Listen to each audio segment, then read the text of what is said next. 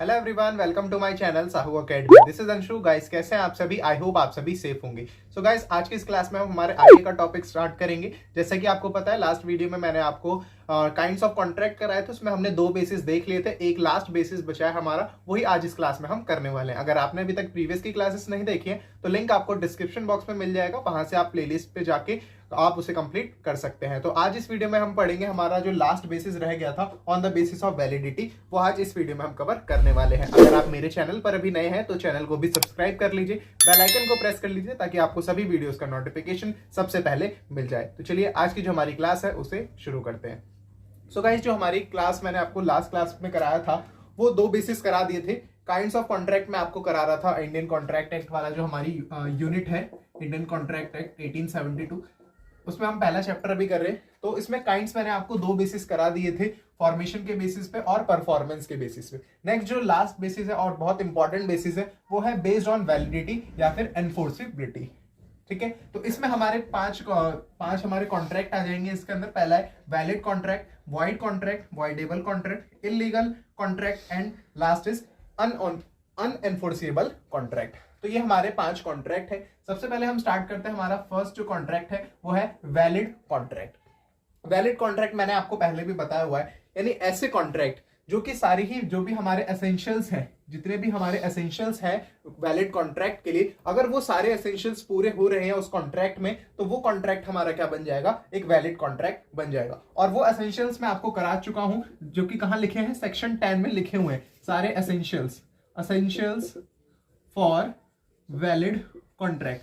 ये मैं आपको करा चुका हूं। अगर आपने ये वीडियो नहीं देखे तो आप वो वीडियो देख लीजिएगा, उससे आप ये समझ जाएंगे। तो उसके अंदर जितने भी मैंने आपको एसेंशियल्स बताए थे, जैसे कि ऑफर एंड एक्सेप्टेंस के बारे में आपको बताया था मैंने, फ्री कंसेंट के बारे में बताया था, लॉफुल ऑब्जेक्ट के बारे में बताया था, यानी जितने भी एसेंशियल्स होते हैं वैलिड कॉन्ट्रैक्ट के लिए, अगर वो सब पूरे हैं उस किसी एक कॉन्ट्रैक्ट में, वो सारी चीजें हैं, तो ऐसे ही कॉन्ट्रैक्ट क्या कहलाएंगे? हमारे वैलिड कॉन्ट्रैक्ट कहलाएंगे। ठीक है, तो ये बहुत सिंपल था। सेक्शन 10 में वो हमारे एसेंशियल दिए हुए हैं इंडियन कॉन्ट्रैक्ट एक्ट 1872 के। अगर वो सारे एलिमेंट पूरे हो जाते हैं तो वो कॉन्ट्रैक्ट एक वैलिड कॉन्ट्रैक्ट कहलाएगा। ठीक है, इसके बाद नेक्स्ट जो कॉन्ट्रैक्ट है हमारा वो है वॉइड कॉन्ट्रैक्ट। एक जो कॉन्ट्रैक्ट हमारा वो हमारा वॉइड कॉन्ट्रैक्ट। अच्छा, वॉइड कॉन्ट्रैक्ट से पहले एक टर्म और है, इसका नाम है वॉइड एग्रीमेंट। आप इसे समझिए पहले कि ये वॉइड एग्रीमेंट क्या है। मैंने आपको अभी वॉइड कॉन्ट्रैक्ट नहीं बताया, इससे पहले आप एक बार ये समझ लीजिए कि वॉइड एग्रीमेंट क्या होता है। वैलिड आप समझिए जिसमें सारे एसेंशियल्स पूरे हो रहे हैं। ठीक है, ऐसे agreement which is not enforceable by law, agreement which is not enforceable by law, ऐसे एग्रीमेंट जो कि लॉ से एनफोर्सिबल नहीं है, वो सारे एग्रीमेंट हमारे क्या हो जाते हैं? वॉइड एग्रीमेंट कहलाएंगे। यानी मैंने आपको बताया। अच्छा, ये जो डेफिनेशन लिखी हुई है ये आप लिख सकते हैं अगर लिखना चाहे तो। सेक्शन 2 सब सेक्शन है इसका जी, सेक्शन 2 जी पॉइंट में ये लिखा गया है वॉइड एग्रीमेंट के बारे में। यानी ऐसे एग्रीमेंट जो कि हमारे क्या है? एनफोर्सिबल नहीं है, वो सारे के सारे एग्रीमेंट हमारे जो है वो वॉइड एग्रीमेंट कहलाएंगे। ठीक है, तो कई बार ऐसा भी होता है कि मान लीजिए किसी दो पार्टी के बीच में एग्रीमेंट हुआ, वो स्टार्टिंग में तो एनफोर्सिबल था, यानी स्टार्टिंग में तो वो वैलिड था, पर बाद में जाके क्या हो गया? वॉइड हो गया। तो ऐसा भी हो सकता है। ठीक है, तो आप ये ध्यान रखिएगा कि वॉइड एग्रीमेंट कौन से हैं। तो ऐसे एग्रीमेंट जो कि अनफोर्सिबल बाय लॉ नहीं है, वो एलिमेंट या वो एग्रीमेंट हमारे वॉइड एग्रीमेंट कहलाएंगे। ठीक है, चलिए तो अब हम देखते हैं वॉइड कॉन्ट्रैक्ट। अभी हमने देखा वॉइड हमारा एग्रीमेंट, यानी ऐसे एग्रीमेंट जो कि अनफोर्सिबल बाय लॉ नहीं है, वो हमारे वॉइड एग्रीमेंट होते हैं। अब हम बात करेंगे वॉइड कॉन्ट्रैक्ट की, बिकॉज ये एक इंपॉर्टेंट कॉन्ट्रैक्ट है, इसको ध्यान से समझिए। इससे क्वेश्चन आता है कि वॉइड में और वैलिड में क्या डिफरेंस है। तो वॉइड कॉन्ट्रैक्ट क्या है हमारा?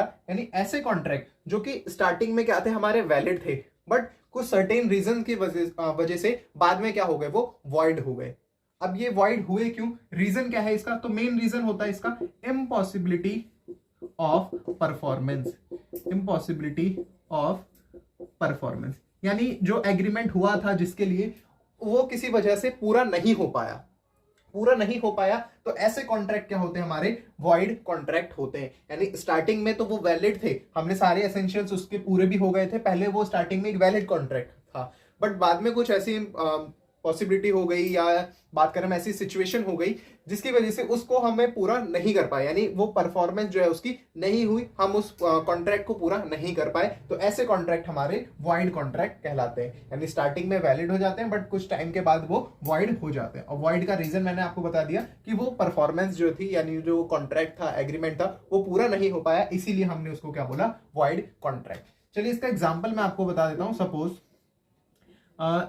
एक एक्स और एक है वाई। एक्स जो है वो है इंडिया का, ठीक है, एक्स जो पर्सन है वो इंडिया में रहता है, वाई जो पर्सन है वो यूएसए में रहता है। अब इन दोनों के बीच में क्या हुआ, एग्रीमेंट हुआ कि एक्स अपने गुड्स कहां एक्सपोर्ट करेगा, वाई को, ठीक है। सपोज एक्स को जो है ये मार्कर जो है एक्सपोर्ट करने कहां पर, वाई पर, तो वाई के स्टेट में या सॉरी बोले हम कंट्री में, वहां पर एक्सपोर्ट करना है इसको। तो इन दोनों के बीच में क्या हुआ, एक कॉन्ट्रैक्ट हुआ। अब इन्होंने सारे एसेंशियल्स जो थे अपने वो पूरे कर लिए। जब सारे एसेंशियल पूरे कर लिए तो हम क्या बोलेंगे, इसको एक वैलिड कॉन्ट्रैक्ट बोलेंगे, यानी इनके बीच में क्या हो गया, वैलिड कॉन्ट्रैक्ट हो चुका है।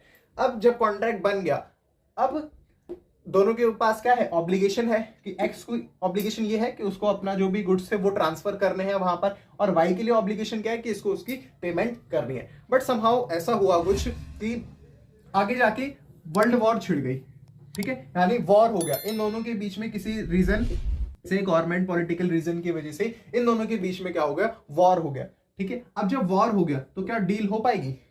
अब जब इन दोनों के जो कंट्रीज के बीच में वॉर हो गई या कोई भी वॉर हो गई, तो इनके बाद क्या है, अब कोई भी डील नहीं हो पाएगी। तो ऐसे कॉन्ट्रैक्ट क्या हो जाएंगे हमारे, वॉइड कॉन्ट्रैक्ट। तो ये था हमारा वॉइड कॉन्ट्रैक्ट। मैंने आपको एग्जांपल से भी बता दिया। तो यहाँ पर मैंने आपको एग्जांपल दिया एक्स और वाई का। एक्स को अपने गुड्स कहाँ इंपोर्ट करने हैं, वाई को, और वाई के लिए ऑब्लिगेशन क्या है कि वाई को पेमेंट करनी है एक्स को। बट अनफॉर्चुनेटली हुआ क्या कि इन दोनों कंट्रीज के बीच में वॉर हो गई, तो अब ये जो कॉन्ट्रैक्ट है वो कॉन्ट्रैक्ट अब नहीं रहा, वो क्या बन गया, एक वॉइड कॉन्ट्रैक्ट। तो ऐसे कॉन्ट्रैक्ट जो स्टार्टिंग में तो क्या थे, वैलिड कॉन्ट्रैक्ट थे, बट किसी रीजन की वजह से बाद में जाके वो वॉइड हो गए, वो कंप्लीट नहीं हो पाया, यानी जो हमारा कॉन्ट्रैक्ट था वो दोनों ही पार्टीज उसको पूरा नहीं कर पाए, तो वो क्या बन गया, हमारा एक वॉइड कॉन्ट्रैक्ट बन गया। तो ये होता है हमारा वॉइड कॉन्ट्रैक्ट। चलिए इसके बाद हम करते हैं नेक्स्ट कॉन्ट्रैक्ट है हमारा वॉइडेबल कॉन्ट्रैक्ट। नेक्स्ट जो कॉन्ट्रैक्ट है वो है वॉइडेबल कॉन्ट्रैक्ट। अब ये वॉइडेबल कॉन्ट्रैक्ट क्या होता है, नाम से ही आपको पता चल रहा है वॉइडेबल, यानी ये वॉइड से ही रिलेटेड है थोड़ा सा, बट इसमें थोड़े कुछ चेंजेस भी हैं। देखिए, यानी ऐसे कॉन्ट्रैक्ट, वॉइडेबल कॉन्ट्रैक्ट, ऐसे कॉन्ट्रैक्ट। अच्छा, कॉन्ट्रैक्ट क्या होता है, कॉन्ट्रैक्ट क्या है, एक एग्रीमेंट है। कॉन्ट्रैक्ट एक एग्रीमेंट है which is enforceable by law, यानी ऐसे कॉन्ट्रैक्ट जो कि ऐसे जो एग्रीमेंट वो एनफोर्सिबल है बाय लॉ, तो वो हमारे कॉन्ट्रैक्ट कहलाते हैं। बट अगर हम बात करें यहाँ पर वॉइडेबल कॉन्ट्रैक्ट्स की, वॉइडेबल कॉन्ट्रैक्ट्स की, या ऐसे कॉन्ट्रैक्ट है, यानी विच कॉन्ट्रैक्ट्स, यानी ये ऐसे कॉन्ट्रैक्ट है जो कि स्टार्टिंग में तो क्या थे, एक वैलिड कॉन्ट्रैक्ट थे, स्टार्टिंग में वैलिड कॉन्ट्रैक्ट थे, एनफोर्सेबल बाय लॉ भी थे, बट समहाउ क्या हुआ कि कुछ बाय सम रीजन हम ये कह सकते हैं, बाय सम रीजन हुआ क्या कि मैंने आपको बताया एनफोर्सिबिलिटी के बारे में कि जो पहले कॉन्ट्रैक्ट था वो वैलिड था बिकॉज उसने सारे एसेंशियल जो भी एसेंशियल्स होते हैं उनको पूरा कर लिया था। बट वो एसेंशियल्स को पूरा करने के बाद भी कुछ चीजें ऐसी रह जाती हैं जो कि पूरी नहीं हो पाती, यानी कुछ मिस इंटरप्रिटेशन हो जाती है या कोई फ्रॉड हो जाता है एक पार्टी की तरफ से। तो ऐसे कॉन्ट्रैक्ट क्या होते हैं, हमारे वॉइडेबल कॉन्ट्रैक्ट्स होते हैं। यानी एक पार्टी के लिए क्या है, वो ऑब्लिगेशन उसकी पूरी है, ठीक है, एक पार्टी ने अपनी तरफ से ऑब्लिगेशन पूरी कर दी, बट जो दूसरी पार्टी है उससे सपोज हो सकता है कुछ मिस्टेक हो गई हो, या कोई मिसअंडरस्टैंडिंग हो गई हो, या कोई फ्रॉड हो गया हो। तो ऐसे कॉन्ट्रैक्ट हमारे क्या बन जाएंगे, ऐसे कॉन्ट्रैक्ट हमारे वॉइडेबल कॉन्ट्रैक्ट्स होंगे। यानी यहां पर जो कंसेंट है वो फ्री कंसेंट नहीं है। फ्री कंसेंट मैंने आपको एसेंशियल्स जब कराया था तब मैंने आपको समझाया था फ्री कंसेंट क्या होता है, यानी दोनों ही पार्टीज का जो कंसेंट है वो फ्री होना चाहिए, वहां पर किसी भी तरीके की मिसअंडरस्टैंडिंग, मिस्टेक, फ्रॉड, ये सब करप्शन, ये सब नहीं होना चाहिए। बट अगर हम बात करें वॉइडेबल कॉन्ट्रैक्ट की, तो एक पार्टी की तरफ से अगर ये कुछ भी हो जाता है, मिस्टेक हो, मिसअंडरस्टैंडिंग हो, फ्रॉड हो, तो ऐसे कॉन्ट्रैक्ट हमारे क्या बन जाएंगे, वॉइडेबल कॉन्ट्रैक्ट के अंडर आएंगे, ठीक है। तो ये हो गया हमारा वॉइडेबल कॉन्ट्रैक्ट। अब इसका भी एग्जांपल देके मैं समझा देता हूं आपको। देखिए, सपोज एक पर्सन है एक्स और दूसरा पर्सन है वाई। अब ये जो वाई है, एक्स को जो अपना फ्लैट है, सपोज एक्स जो है उसको अपना फ्लैट सेल करना है 10 लाख रुपीज का, ठीक है। अब वाई क्या कर रहा है, वाई इसको फोर्स कर रहा है, ठीक है। वाई ने क्या करा, इसके हेड पे क्या रख दी, गन रख दी, बंदूक रख दी कि मैं आपको इस फ्लैट के कितने दूंगा, सिर्फ 5 लाख रुपए में ही आपको मुझे बेचना होगा। वो डिमांड कितने की कर रहा है, 10 लाख रुपीज की। बट यहां पर क्या हो रहा है, ये जो वाई है, ठीक है, उसको जबरदस्ती फ्रॉड से, ठीक है, कैसे कर रहा है, वो कह रहा है कि मैं इसके हम कितने देंगे, ओनली 5 लाख रुपीज देंगे, आपको ये सेल करना पड़ेगा, ठीक है। बिल्कुल उसको डरा धमका के उसको 5 लाख रुपए में क्या करना पड़ा, एक्स को अपना ये जो वाई को क्या करना पड़ा, सेल करना पड़ा अपना ये फ्लैट, ठीक है। तो ऐसे यहां पर कॉन्ट्रैक्ट क्या हो रहा है, तो एक पार्टी की तरफ से क्या है, सारी ऑब्लिगेशंस तो पूरी हो रही है कि एक पार्टी, ठीक है। बट जो सेकंड पार्टी यानी वाई, ये क्या कर रहा है, फ्रॉड कर रहा है, ठीक है, उसको डरा रहा है, लीगल ये नहीं है, यानी ये ऑब्लिगेशन जो है वो लीगल नहीं है। तो ऐसे कॉन्ट्रैक्ट क्या कहलाएंगे, हमारे वॉइडेबल कॉन्ट्रैक्ट कहलाएंगे। यानी यहां पर जो कंसेंट है एक पार्टी का वो फ्री नहीं है, दूसरी पार्टी का कंसेंट फ्री है, ठीक है। वो वाई क्या कर रहा है, जबरदस्ती वो क्या कर रहा है, इसे परचेज कर रहा है, ठीक है। तो ऐसे कॉन्ट्रैक्ट हमारे वॉइडेबल कॉन्ट्रैक्ट होंगे। नेक्स्ट कॉन्ट्रैक्ट है हमारा इल्लीगल कॉन्ट्रैक्ट। ये भी सिंपल है, आप नेम से समझ गए होंगे। इल्लीगल कॉन्ट्रैक्ट यानी ऐसे कॉन्ट्रैक्ट जो कि लीगल नहीं है, उन्हीं को हम बोलेंगे इल्लीगल कॉन्ट्रैक्ट। तो ये जो लीगल कॉन्ट्रैक्ट होते हैं, इनका मेन ऑब्जेक्टिव होता है unlawful. Main objective of this is unlawful, यानी जो भी हम काम करेंगे वो क्या करेंगे, अनलॉफुल करेंगे। ऐसे एग्रीमेंट होते हैं हमारे इल्लीगल एग्रीमेंट, ठीक है। तो ऐसे एग्रीमेंट, ये जो ऐसे एग्रीमेंट जो किसके लिए हो, एक लीगल पर्पस के लिए ना हो, वो एक अनलीगल पर्पस के लिए हो रहा है, इलीगल पर्पस के लिए हो रहा है, वो लॉफुल नहीं है, वो क्या है, अनलॉफुल है। तो ऐसे कॉन्ट्रैक्ट हमारे इलीगल कॉन्ट्रैक्ट के अंडर आएंगे। यहां पर भी मैं आपको एग्जांपल दूंगा, एक पर्सन ए और दूसरा पर्सन बी। ए के पास एक स्पेस है रेंट पर देने के लिए, ए के पास एक स्पेस है रेंट पर देने के लिए, और बी आया, उसने इसको रेंट पर दे दिया, ठीक है। बी को रेंट पर दे दिया। अब बी वहां पर क्या कर रहा है, इलीगल काम कर रहा है, ठीक है। सपोज वहां पर कुछ अगर हम बात करें तो इलीगल कोई भी काम हो रहा है, सपोज वहां पे गैम्बलिंग का ही काम हो रहा है, ठीक है, गैम्बलिंग का इलीगल काम है, ठीक है। तो ये क्या है, एक इलीगल काम हो रहा है। अब ए को भी पता है कि यहाँ पर वो क्या कर रहा है, वो क्या करेगा, इलीगल काम करेगा। तो इन दोनों के बीच में जो कॉन्ट्रैक्ट हुआ, इन दोनों के बीच में जो कॉन्ट्रैक्ट हुआ वो क्या है, एक इलीगल कॉन्ट्रैक्ट है। बिकॉज यहां पर जो इसके पास, ए के पास जो स्पेस था वो उसने रेंट पर दिया, किसको, बी को दिया। बट बी यहां पर एक लीगल काम नहीं कर रहा, वो एक इलीगल काम कर रहा है। तो ऐसे एग्रीमेंट हमारे इलीगल कॉन्ट्रैक्ट के अंडर आएंगे। अगर सपोज एक चीज और है इसमें, अगर बी ने अगर इसको रेंट की पेमेंट नहीं करी, ठीक है, सपोज एक मंथ आया, एक मंथ में उसने रेंट की पेमेंट नहीं करी, तो अब ए के पास राइट क्या है, ए के पास ये राइट है कि वो कोर्ट पे जाके क्या कर सकता है, इसके ऊपर केस कर सकता है बी के ऊपर। बट जब कोर्ट की बात आएगी यहाँ पर, तो जैसे कि मैंने आपको बताया कि एक इलीगल कॉन्ट्रैक्ट है, तो इसके यहाँ पर क्या है, ये कोर्ट भी हेल्प कोई नहीं कर सकता। यानी ये जो 10,000 रुपीज ए को लेने हैं बी से, वो इसको नहीं मिल सकते, बिकॉज जो इनके बीच में कॉन्ट्रैक्ट हुआ था वो कैसा कॉन्ट्रैक्ट था, एक इलीगल कॉन्ट्रैक्ट था, ठीक है। तो आई होप आप समझ गए होंगे इलीगल कॉन्ट्रैक्ट क्या है। इलीगल कॉन्ट्रैक्ट का जो मेन ऑब्जेक्टिव होता है वो होता है अनलॉफुल, यानी वहां पर जो भी काम हो रहा है वो लॉ एनफोर्सेबल नहीं है, वो एक इलीगल काम है, ठीक है। तो ये था हमारा इलीगल कॉन्ट्रैक्ट। नेक्स्ट जो कॉन्ट्रैक्ट है हमारा वो है unenforceable contract. Next and last contract है हमारा अनफोर्सिएबल कॉन्ट्रैक्ट।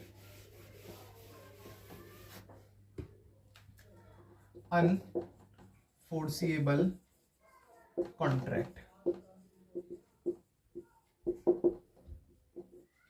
ठीक है। अनफोर्सिएबल कॉन्ट्रैक्ट कौन से कॉन्ट्रैक्ट होते हैं, अनफोर्सिएबल कॉन्ट्रैक्ट ऐसे कॉन्ट्रैक्ट हैं जो कि वैलिड तो होते हैं, ठीक है, actually valid, but can not be enforced, यानी वो वैलिड तो है, ऐसे कॉन्ट्रैक्ट जो कि वैलिड है but can not be enforced, यानी उनको एनफोर्स नहीं किया जा सकता। मैंने आपको बताया था कॉन्ट्रैक्ट में एग्रीमेंट होना जरूरी है प्लस एनफोर्सिबिलिटी होनी जरूरी है।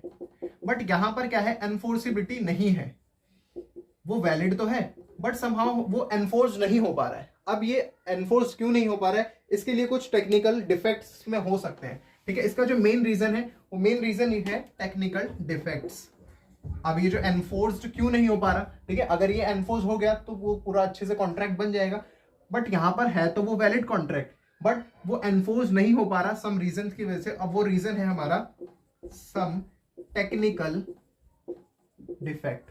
अभी टेक्निकल डिफेक्ट जो है वो कॉन्ट्रैक्ट के साथ ही होंगे। सपोज स्टैम्प की प्रॉब्लम है,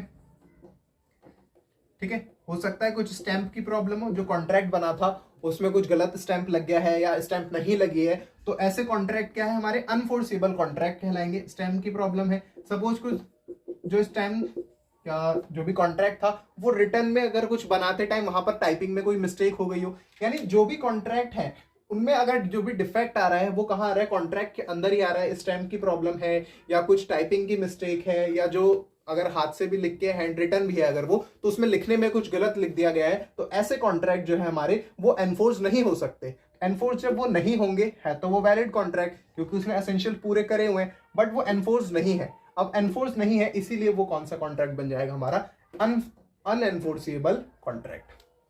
तो जो हमारा लास्ट कॉन्ट्रैक्ट है वो यही है, अनफोर्सेबल कॉन्ट्रैक्ट, यानी ऐसे कॉन्ट्रैक्ट जिनको हम एनफोर्स नहीं कर सकते वही हमारे क्या होते हैं, वही कॉन्ट्रैक्ट हमारे अनएनफोर्सेबल कॉन्ट्रैक्ट कहलाएंगे। मैंने आपको उसका रीजन भी बता दिया। रीजन है इसके जैसे कि स्टैम्प प्रॉब्लम है, राइटिंग प्रॉब्लम है, यानी टेक्निकल डिफेक्ट जो है, ये सब इसके मेन रीजन है अनएनफोर्सेबल कॉन्ट्रैक्ट।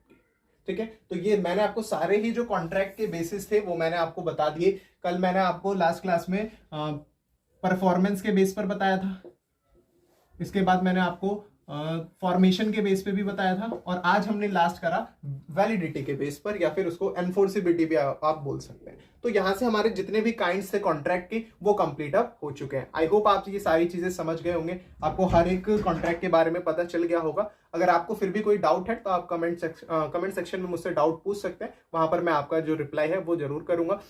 चलिए फिर आज की क्लास हम यहीं पर एंड करते हैं। आई होप आप सभी चीजें समझ गए होंगे। अगर आपको ये वीडियो अच्छी लगी है तो वीडियो को लाइक करिए, चैनल को भी सब्सक्राइब कर लीजिए, बेल आइकन को भी प्रेस कर लीजिए ताकि आपको सभी वीडियोस का नोटिफिकेशन सबसे पहले मिल जाए। Thank you.